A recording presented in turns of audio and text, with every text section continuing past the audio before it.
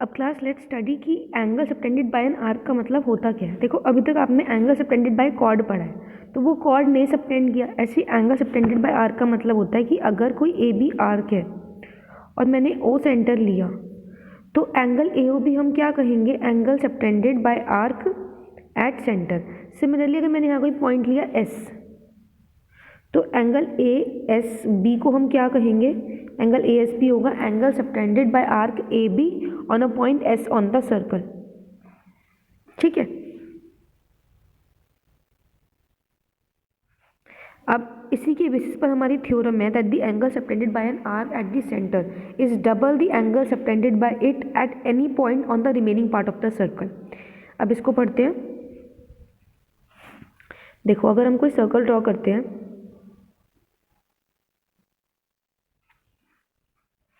अब उस सर्कल के अंदर अगर मैंने कोई आर्क लिया P और Q, पी क्यू एक आर्क है, O हमारा सेंटर है, तो अगर हम एंगल पी ओ क्यू की बात करते हैं तो हम ये बताना चाह रहे हैं कि अगर मैंने यहाँ पर कोई पॉइंट लिया A, तो angle P O Q will be twice of angle P A Q. हमें ये प्रूफ करना है।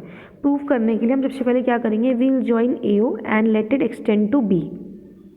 देखो अब अगर हम ट्राइंगल कंसिडर करें, triangle O A Q triangle में ओ ए भी रेडियस है, ओ क्यू भी रेडियस है। अगर ये दोनों रेडियस है तो ये एक आइसोस्केलस ट्राइंगल हो गया, और रेडियस है तो इक्वल भी होंगे। तो आप क्या बोल सकते हो, angle O A Q is equal to angle O Q A. Similarly अगर आप ट्राइंगल लो ओ ए पी ट्राइंगल में OA is equals to OPA. Why? Because both are radius, and therefore the angle OAP will be equal to angle OPA, because angle opposite to equal sides are equal. ठीक है, अब उसके according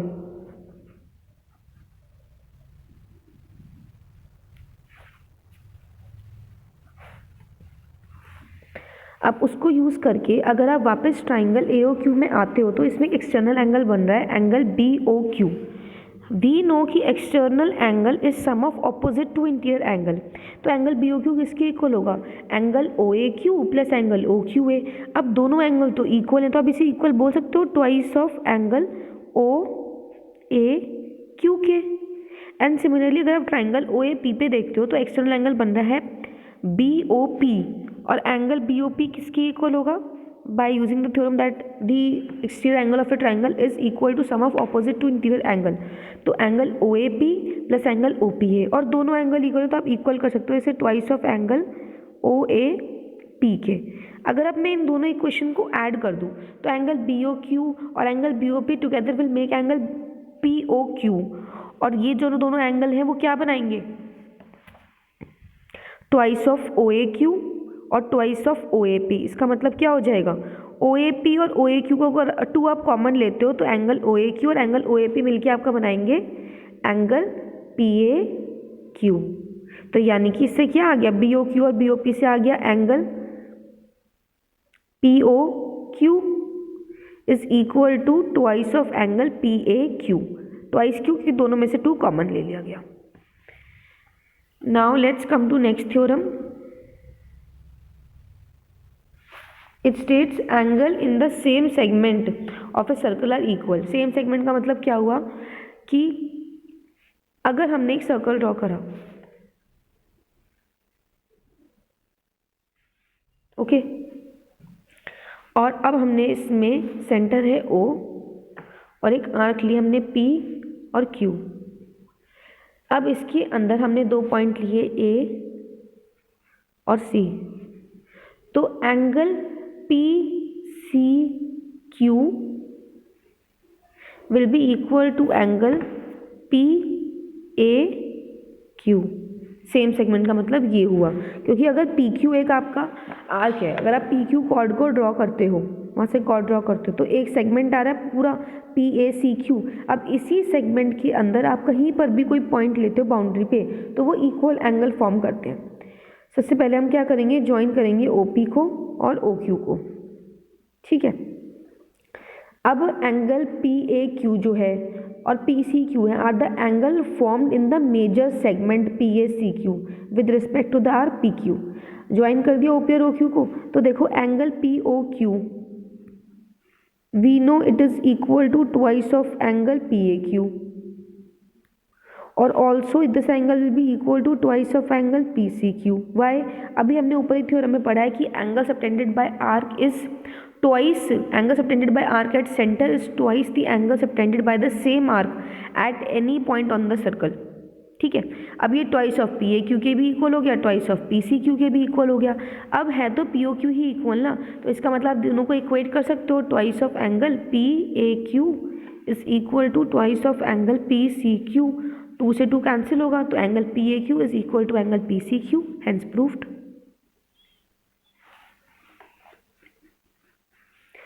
अब बात आती है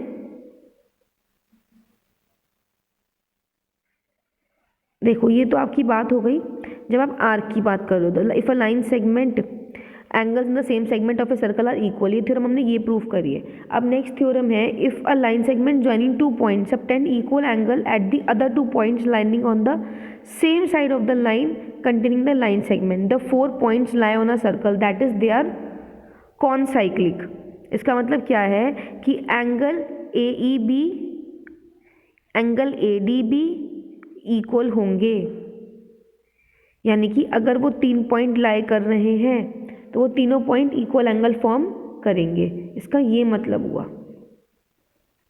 जैसे आपने कोई ए लाइन सेगमेंट ड्रॉ किया ए बी, इक्वल एंगल बना रहा है 2 पॉइंट पे सी पे और डी पे, ठीक है, यानी कि एंगल ए सी पे और angle A C A D भी इक्वल है। अब हमें क्या शो करना है कि पॉइंट ए बी सी और डी ये क्या करेंगे, सर्कल पे लाई कर रहे हैं, हमें ये शो करना है। तो हमने ये क्या करा, एक सर्कल ड्रॉ करा ए और सी से, ए सी और बी को यूज़ करके हमने एक सर्कल ड्रॉ करा, और हम अज्यूम करके चल रहे हैं कि वो डी से पास नहीं कर रहा। थ्योरम ये कह रही है कि line segment joining 2 point subtend equal angle at the other 2 point lining on the same side of the line containing the line segment, the 4 points lie on the circle. हमें चारों पॉइंट दिखाने हैं, तो हमने 3 पॉइंट को use करके, तो हमें पता है कि 3 पॉइंट्स का यूज़ करके एक सर्कल ड्रॉ कर सकते हो जो नॉन कोलिनियर पॉइंट्स हैं, ठीक है। अब लेकिन जो आपका 4th पॉइंट है आप उसे जूम करके चल लो कि वो सर्कल पे नहीं है, then it will intersect A D और extended A D at point E. मतलब अगर मैं ए डी को ज्वाइन करती हूँ तो वो कहाँ मिल रहा है, ई पॉइंट पे मिल रहा है या ई डैश पॉइंट पे मिल रहा है। तो ए सी ई एंड बी एक ही पॉइंट पे लाई कर रहे हैं, ए सी ई और बी अगर एक पॉइंट पे लाई कर रहे हैं, हम अज्यूम करके चल रहे हैं कि डी नहीं लाई कर रहा, लेकिन ए सी ई भी एक ही सर्कल पे लाई कर रहे हैं, तो एंगल ए सी बी क्या होगा, एंगल ए ई बी के, क्योंकि हमने ये बात पढ़ी है कि angle subtended by arc at 2 points on same segment वो इक्वल होते हैं, ठीक है। हमें क्या गिवन है, angle A C B equal to angle A D B.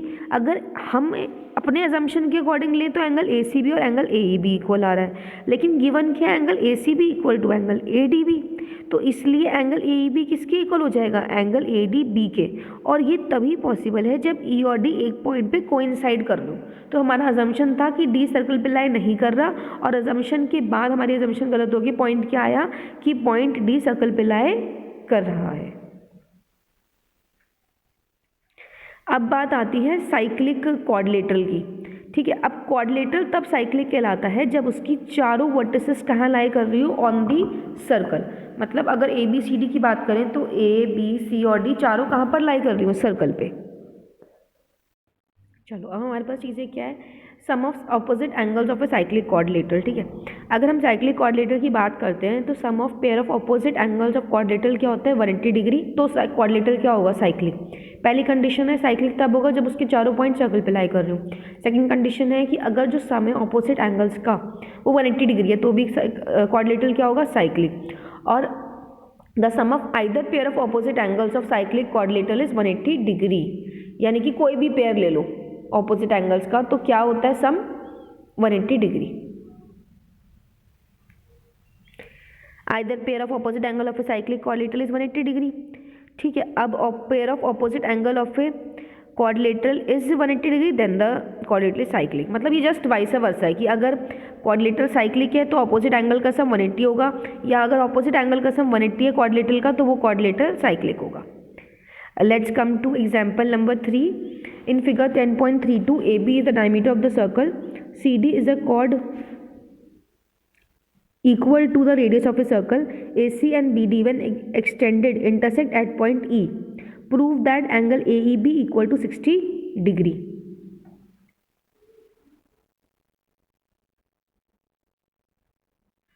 चलो अब इस क्वेश्चन के अंदर देखो क्या बताया गया हमें कि AB डायमीटर है, CD कॉर्ड है और इक्वल किसके है, CD रेडियस के, यानी कि CD इक्वल टू है OA इक्वल टू है OB इक्वल टू है OD और OC अगर आप इन्हें ज्वाइन करते हो। अब AC को एक्सटेंड किया गया, BD को एक्सटेंड किया और let it intersect at point E। हमें प्रूव करना है कि एंगल AEB क्या है, 60 डिग्री है। अब देखो OC और OD को अगर आप ज्वाइन करते हो और BC को भी, तो you know ODC is equilateral. ODC equilateral क्यों हुआ, क्योंकि OD रेडियस है, OC रेडियस है और CD कॉर्ड है, जो कि बताया गया है कि इक्वल किसके है, रेडियस के।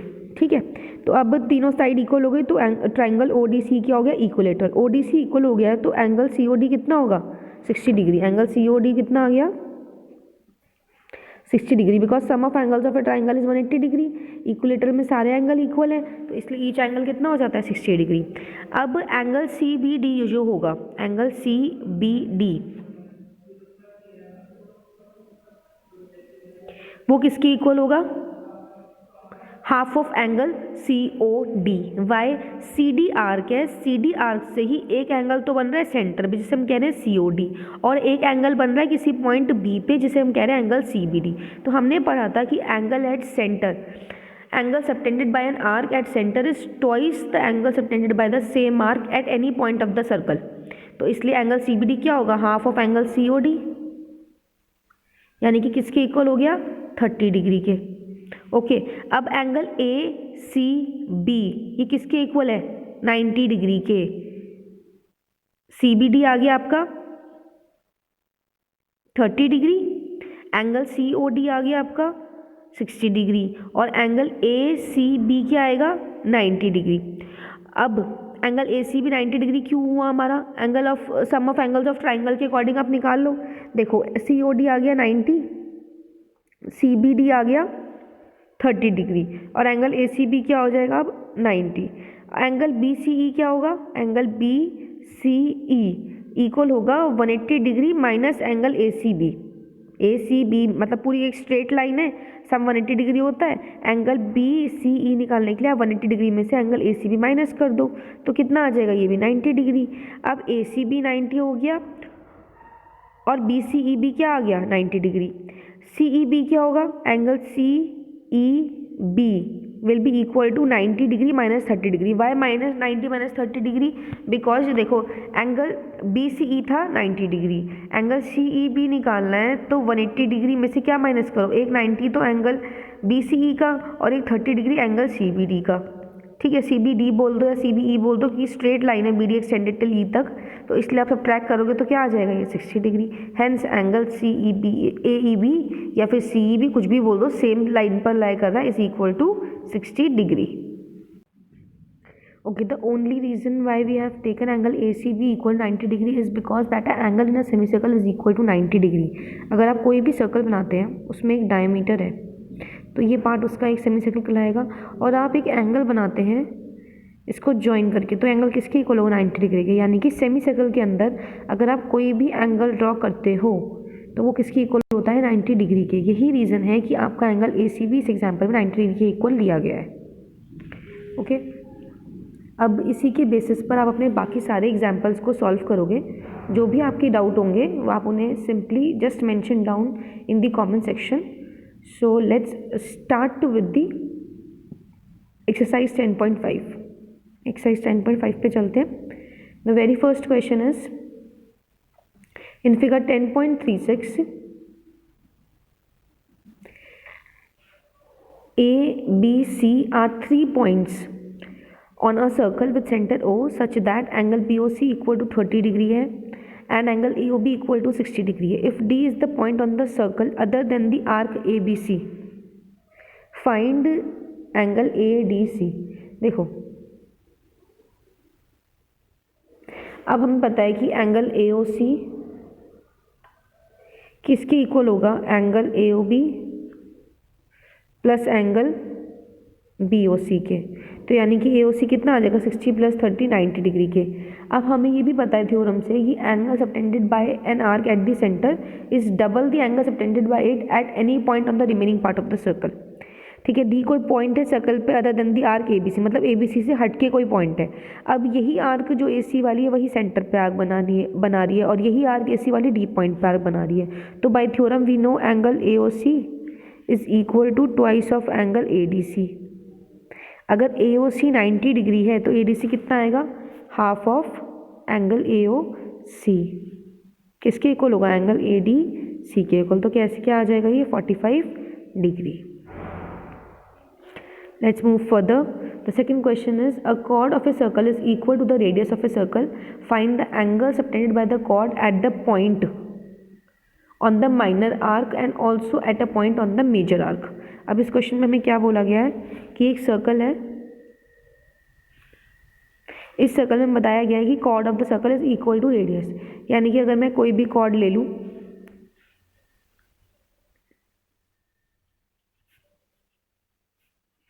मैंने कोई कॉर्ड ड्रॉ करा AB जो कि किसके इक्वल है, रेडियस के इक्वल है।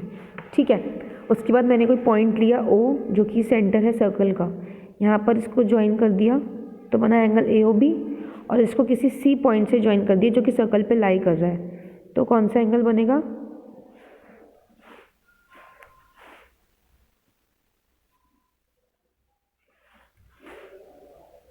तो बनेगा एंगल ACB। ठीक है, अब उसके बाद D पॉइंट है किसी माइनर आर्क पे, तो एंगल क्या बनेगा, angle ADB। Now let's move further. अगर आप ट्राइंगल लेते हो OAB, ट्राइंगल OAB में AB रेडियस है, AB कॉर्ड है आपका जो कि रेडियस के इक्वल है, तो OA इक्वल टू OB है इक्वल टू AB, यानी इक्विलेटरल ट्राइंगल हो गया। तो यू कैन से कि angle AOB is equal to क्या हो गया, 60 डिग्री। अब एंगल AOB 60 डिग्री है, तो देयरफॉर जो ये आर्क है AB वो सेंटर पे एंगल बना रही है 60 डिग्री, तो अब एंगल ACB क्या होएगा, हाफ ऑफ एंगल AOB, क्योंकि थ्योरम क्या कहती है कि arc angle subtended by arc at centre is twice the angle subtended by the same arc at any point on the circle. तो angle ACB will be equal to half of 60 degree, यानी किसके equal होगा, 30 degree के equal होगा। अब ABCD एक cyclic quadrilateral कहलाएगा। Y, अगर आप नाम लेते हो ACBD का, तो साइक्लिक क्यों, क्योंकि इसके चारों पॉइंट सर्कल पे लाई करने हैं। अगर अब ये साइक्लिक क्वाड्रिलेटरल तो इसकी ऑपोजिट एंगल्स का सम क्या होता है, 180 डिग्री। अब एंगल ACB है 30 degree, angle ACB plus angle ADB किसके इक्वल होगा, 180 डिग्री के। Why, because opposite angles of a cyclic quadrilateral is sum of opposite angles of a cyclic quadrilateral is 180 degree. तो यहाँ से एंगल ADB कितना आएगा, 180 degree minus angle ACB कितना आया था 30 डिग्री, तो 180 माइनस 30 वी गेट 150 डिग्री। तो therefore the angle subtended by this chord at a point on the major arc and the minor arc, major arc पे बनाया 30 degree, ये मेजर आर्क हो गई, और माइनर आर्क पे कितना बनाया 150 degree. Let's move to third question. It is in the given figure, आपको फिगर दे रखी है, एंगल PQR है 100 डिग्री, PQ और R है points on the circle with centre O, you have to find angle OPR, आपको OPR find करना है। देखो अब आप इसके अंदर एक थोड़ा चेंज कर लो फिगर के अंदर। देखो एक तो आप कोई पॉइंट लो S, इसे ज्वाइन कर दो, P को भी और R को भी, R पॉइंट को भी S से ज्वाइन कर दिया और P पॉइंट को भी। अब PR तो हो गया कॉर्ड, PR कॉर्ड हो गया सर्कल का।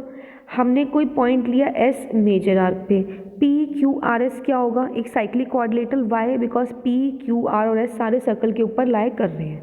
तो angle PQR plus angle PSR क्या होगा, 180 degree, because sum of opposite angles of a cyclic quadrilateral is 180 degree. तो एंगल PSR क्या आ जाएगा यहाँ से, 180 डिग्री माइनस एंगल PQR यानी कि 80 डिग्री, 80 डिग्री आ गया। अब हमें पता है कि जो एंगल सबटेंड होता है आर्क का सेंटर पे, वो डबल होता है angle subtended bye it at any point on the circle.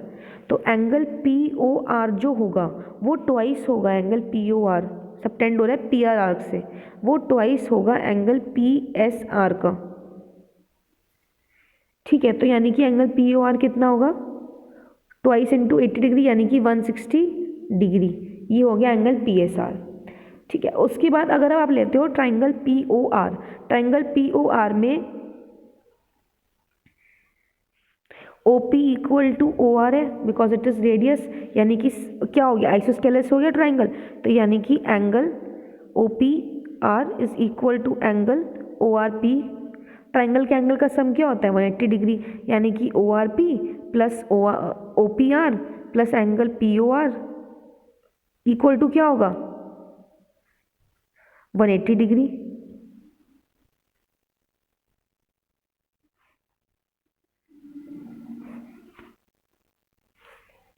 ये 180 डिग्री के इक्वल जैसे ही होगा तो आप बोल सकते हो ओ पी आर और ओ आर पी की जगह आप लिख सकते हो twice of O P R, twice of O P R plus angle P O R equal to 180 degree.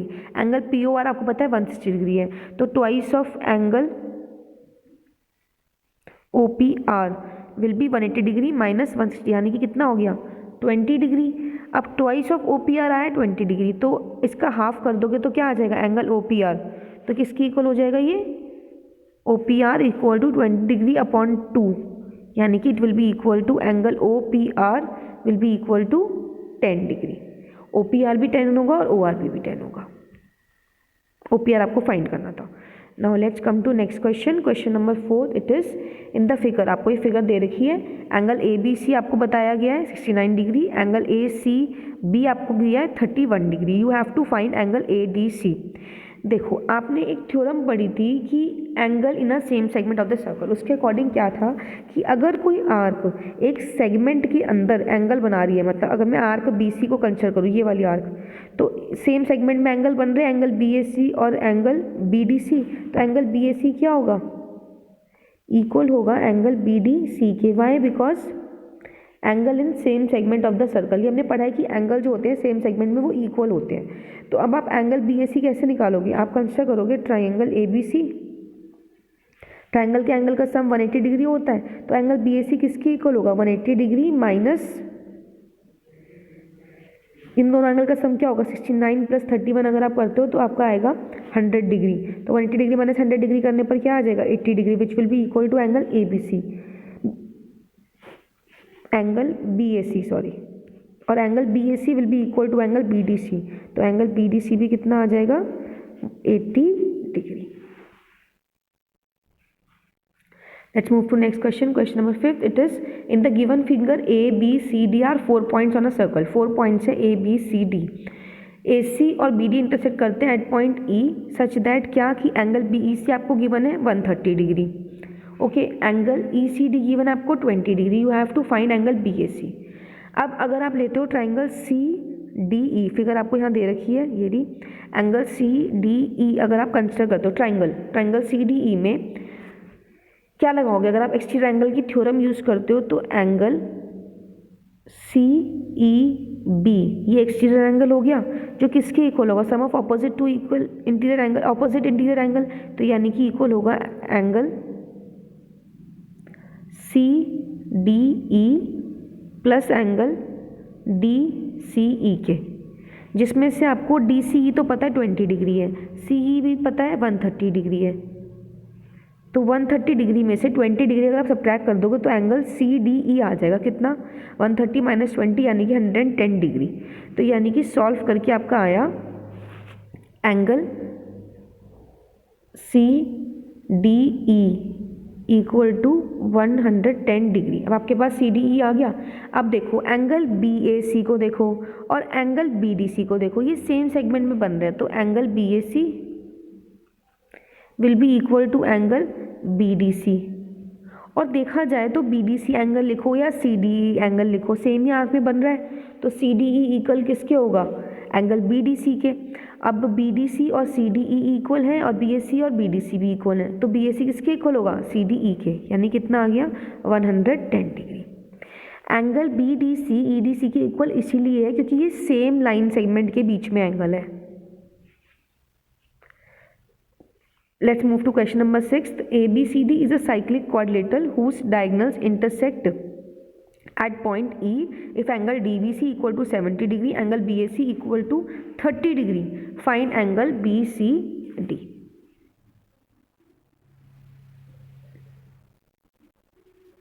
आपने ये ट्राइंगल लिया, अब इसमें आपने बनाया एक cyclic quadrilateral A B C D, ठीक है। ये हमने साइड ली ए बी, ये साइड हमने, ये वाला हमने कॉर्ड लिया सी, और ये पॉइंट आ गया हमारा डी। ये एक साइक्लिक क्वाड्रिलेटरल, क्योंकि इसके सारे जो साइड्स हैं, सारे जो वर्टिसेस हैं वो सर्कल के ऊपर लाई कर रहे हैं। इसका जो डायगोनल है वो इंटरसेक्ट कर रहा है एट पॉइंट ई। और क्वेश्चन में क्या गिवन है कि angle E C D, angle D B C equal to 70 degree, D B C equal किसके है 70 डिग्री के। और आपको गिवन है angle B A C, angle B A C किसके इक्वल है 30 डिग्री के। और ए बी इक्वल है बी सी के, ए बी इक्वल है बी सी के। Find angle E C D, ये वाला एंगल आपको फाइंड करना है, ठीक है। अब अगर हम आते हैं, देखो सी डी एक कॉर्ड है, इसके अंदर सी डी कॉर्ड है, तो angle C B D will be equal to angle CAD. Why? Because angle in same segment. कोई कॉर्ड है वो सेम सेगमेंट में एंगल बना रहा है दो अलग अलग पॉइंट पे, तो वो एंगल्स इक्वल होते हैं। तो एंगल CAD कितना होगा 70 डिग्री। चलो अब एंगल BAD, एंगल BAD वाला जो एंगल है it will be equal to angle BAC, angle BAC, BAD को आप क्या लिख सकते हो angle BAC plus angle CAD। इसको दो पार्ट में ब्रेक अगर करके देखा जाए तो ये ऐसे ब्रेक है। अब आपने फाइंड किया था angle CAD equal to 70 degree, ठीक है। CAD 70 है और एंगल BAC आपको गिवन है 30 डिग्री, तो एंगल BAD कितना आ जाएगा पूरा ये कंप्लीट एंगल, यहाँ तक तो था ये 70 डिग्री और ये कितना आ गया 100 डिग्री आ गया ये। ओके, अभी 100 डिग्री हो गया। अब ऐसे ही ऑपोजिट एंगल साइक्लिक क्वाड्रिलेटरल के इक्वल होते हैं, तो एंगल BCD और प्लस एंगल BAD किसके इक्वल होगा 180 डिग्री के। BAD तो है 100 डिग्री, तो BCD कितना आएगा पूरा 180 माइनस 100 यानी कितना डिग्री 80 डिग्री, 80 डिग्री के इक्वल हो गया ये। अब उसके बाद आप देखो ट्राइंगल ABC को, अगर आप ट्राइंगल ABC लेते हो पिक्चर में तो सम ऑफ एंगल्स कितना होता है 180 डिग्री होता है। AB equal to BC given है, तो जो एंगल आपका BAC होगा वही एंगल आपका BCA होगा। BCA कितना हो जाएगा, ये 30 था एंगल BAC, तो ये भी कितना हो जाएगा 30 डिग्री। ये पूरे एंगल जो है एंगल BCD वो तो इक्वल है 80 डिग्री के और एंगल BCA है 30 डिग्री के, तो ये बचा हुआ एंगल कितना आएगा जो हमें फाइंड करना है। एंगल EDC कह लो आप इसे, ECD कह लो, चाहे आप इसे कुछ भी कह लो, ये किसके इक्वल आएगा 80 डिग्री माइनस 30 डिग्री यानी कि 50 डिग्री के। सबसे पहले आपने करा क्या कि आपने angle in same segment use करा, तो CBD और CAD इक्वल हो गए। CBD और CAD जब इक्वल हुए तो आपने लिखा एंगल CAD भी कितना आ गया 70 डिग्री, ये वाला एंगल और ये वाला एंगल इक्वल हो गया, ठीक है। अब जब ये एंगल इक्वल हो गए तो एंगल BAD क्या हो गया इन दोनों एंगल का सम यानी कि 100 डिग्री। सिंस क्वाड्रिलेटरल साइक्लिक है तो ये पूरा एंगल कितना आ गया ऑपोजिट का सम 180 डिग्री, तो अपोजिट एंगल कितना हो गया एंगल BCD 80 डिग्री आ गया 180 माइनस 100 डिग्री करने से। अब ABC ट्राइंगल के अंदर AB is equals to BC है तो आइसोस्केलस हो गया, यानी कि एंगल BAC अगर 30 डिग्री है तो एंगल BCA भी 30 होगा, दोनों 30 हो गए। अब पूरा एंगल BCD है 80 डिग्री, उसका जो थोड़ा सा पार्ट है एंगल BCE देख लो या BCA लिख लो, ये है 30 डिग्री, तो एंगल ECD क्या आएगा 80 डिग्री माइनस 30 डिग्री यानी कि 50 degree.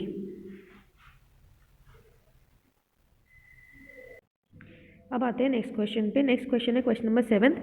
If the diagonals of a cyclic quadrilateral are diameters of the circle through the vertices of the quadrilateral prove that it is a rectangle. देखो question में क्या बोला गया आपको, क्वेश्चन में बोला गया है कि अगर मैं कोई सर्कल ड्रॉ करूं तो जो डायगोनल्स है वो आपके डायमीटर्स हैं सर्कल के, यानी कि अगर ये सेंटर है O, एक डायगोनल बनाया ऐसे और यही जो पॉइंट्स हैं ये मिला के क्या बना रहे हैं साइक्लिक क्वाड्रिलेटरल, ठीक है।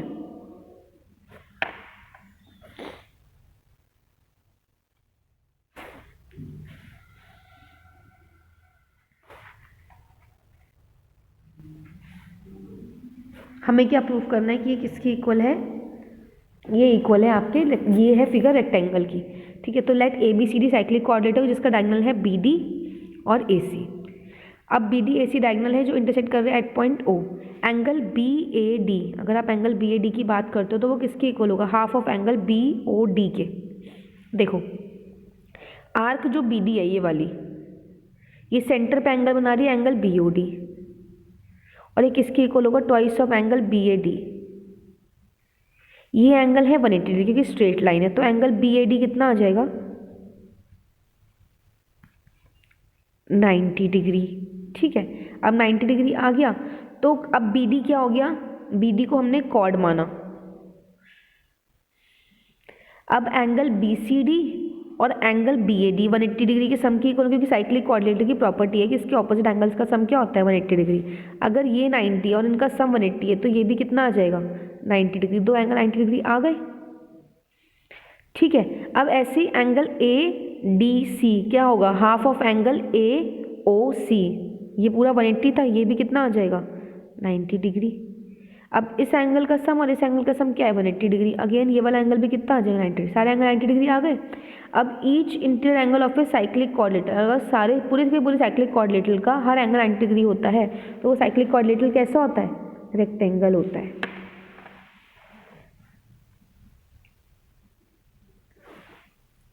Let's move to question number 8. If the non-parallel sides of a trapezium are equal, prove that it is cyclic. क्या बोला इन्होंने, non parallel sides of a trapezium, यानी कि अगर हम एक ट्रेपीजियम बनाएं, A B C and D, ये हमने एक ट्रेपीजियम बनाया और हमने क्या बोला है कि ए बी पैरेलल है सी डी के और बी सी इक्वल है ए डी के, नॉन पैरेलल साइड्स इक्वल बताई गई है। हमने परपेंडिकुलर ड्रॉ करे ए एम और ए एन, ठीक है। अब अगर हम ट्राइंगल लें ए एम डी और लें ट्राइंगल बी एन सी, इन दोनों ट्राइंगल के अंदर A D equal to B C है, ये हमें गिवन है। Angle A M D equal to angle B N C है, ये हमने खुद ड्रॉ किया है, ईच 90 डिग्री, ठीक है। अब देखो इसका हाइपोटेन्यूज साइड इक्वल हो गया, इसका एक एंगल इक्वल हो गया, और ए एम इक्वल टू क्या होगा, B N by, because the distance between two parallel sides is same. Perpendicular distance आप बनाते हो दो पैरेलल साइड के बीच में, वो हमेशा सेम रहता है, ये इसका रीजन आएगा। अब ये ट्राइंगल किससे कॉन्ग्रुएंट हो गए, ये ट्राइंगल कॉन्ग्रुएंट हो गए आरएचएस कॉन्ग्रुएंसी से।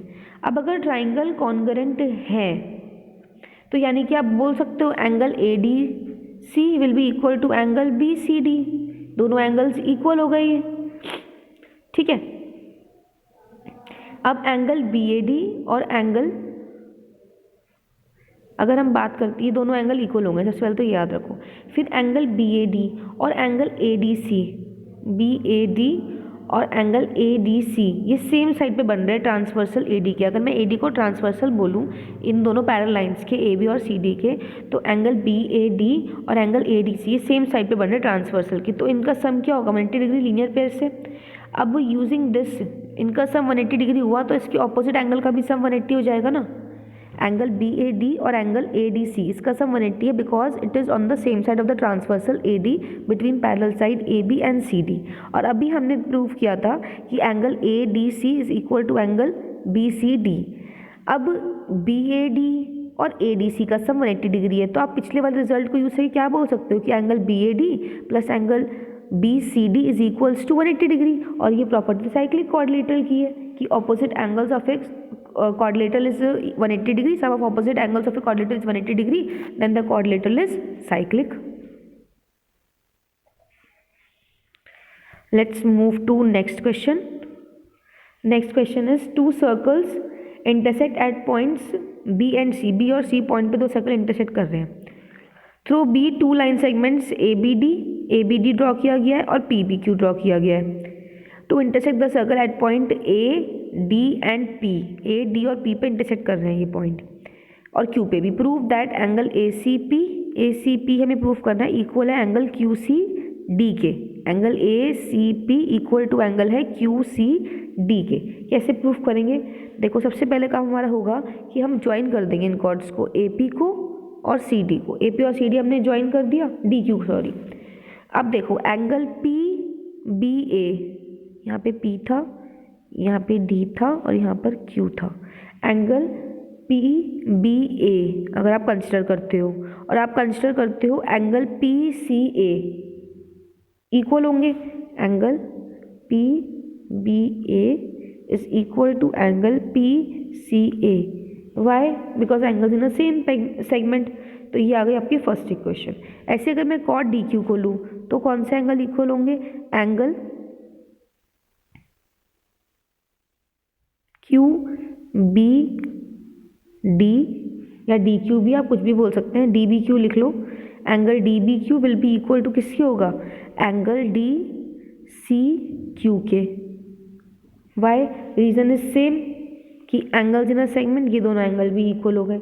अब ए बी डी और P B Q, A B D और P B Q line segment है जो इंटरसेक्ट कर रहे हैं एट पॉइंट बी। तो angle P B Q is equal to angle होगा, angle P B Q is equal to होगा एंगल ए बी क्यू के। वाई? Vertically opposite angle. यहाँ पे क्यू नहीं आएगा, पी बी डी आएगा, डी पॉइंट है ये। तो angle P B D is equal to क्या हो गया? Angle A B Q, vertically opposite angle से ये हो गया थर्ड पॉइंट। ठीक है, देखो अब अगर आप इक्वेशन 1, 2 और 3 को देखते हो, कंपेयर करते हो तीनों इक्वेशन को, तो ऊपर था angle P B A equal to था एंगल पी सी ए।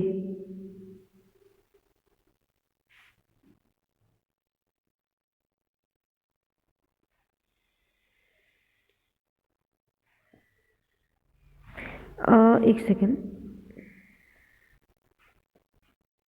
क्या क्या चीज़ें ली आपने इसमें? एक तो ए पी कॉर्ड को ज्वाइन करा तो angle A B P is equal to angle A C P. फिर आपने सी डी कॉर्ड को, डी क्यू कॉर्ड को कंसिडर करा तो angle Q B D is equal to angle Q C D. दोनों का रीजन क्या? Angle in same segment. अब पी बी क्यू और A B D line segment है जो इंटरसेक्ट कर रहे हैं बी पॉइंट पे। तो आप बोल सकते हो angle A B P is equal to angle Q B D. Why? Vertically opposite angle. अब angle A B P first equation में भी है, angle A B P third equation में भी है। तो आप क्या बोल सकते हो?